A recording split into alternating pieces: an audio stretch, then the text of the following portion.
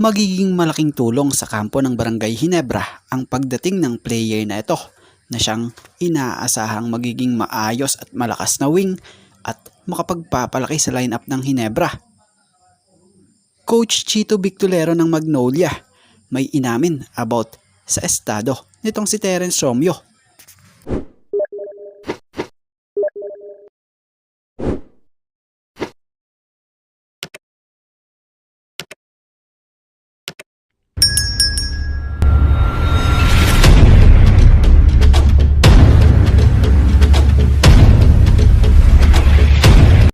At about nga dito sa kampo ng Barangay Hinebra, about kay Jamie Malonzo.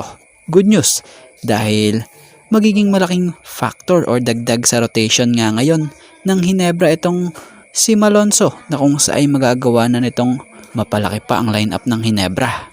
So batay sa nilabas na balita nitong Hinebra Society, sinasabi or nakapaloob nga rito na asahan na daw na makikita na maglalaro itong si Jamie Malonzo ngayong Commissioner's Cup.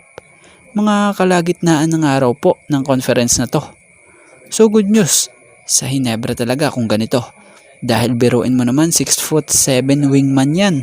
Laking tulong yan sa puwersa ng Hinebra. So bagamat aasahang hindi pa ito yung athletic agad na Malonzo na ating makikita. Pero malaking bagay sa loob ang presensya niya na siyang maaasahan naman sa depensa at sa pagsundot-sundot syempre ng opensa. So di naman yan agad-agad bibira dahil galing yan sa major injury Siguro sa mga susunod pa. Pero ngayon, asahan natin na sa pagbabalik niya nga, less dunk muna yan. At utay-utay nang nakaka-recover na talaga. So yan.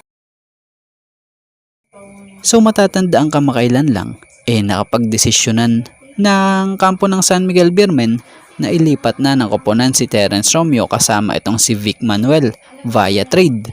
Matatanda ang si Terence Romeo nalahok noon sa SMB taong 2019 at nakasungkit sa SMB ng 3 kampyonato bago ito na trade ngayong taon lang na nagdala sa kanya patungong Terra Firma. Pero sa pagdating niya sa Terra Firma, biglang pumutok naman at umugong ang napapabalitay. Matitrade or malilipat daw ito di umano sa Magnolia. At bilang pagkumpirma kung totoo nga ba ang bali-balitang mapupunta ito sa Magnolia, ayon sa nilabas na update ng legit na website na Abante Tonight Credit po. Ayon sa nabanggit na pahayag ni Coach Chito, right now, wala pang ganoong usapan. We very busy pang araw bilang pagpe-prepare nila sa komprehensyang ito. So focus nga raw sila Coach Chito sa kung ano man ang pwede nilang gawin ngayong komprehensyang ito. Gayunpaman, ayaw nga ng nasabing head coach na magsalita ng tapos. Siguro nga raw when the times comes. Tingnan nga raw natin kung ano pwede mangyari. So yun, malinaw na walang katotohanan ang kumakalat na balita na interesado raw di umano ang Magnolia kay Romeo.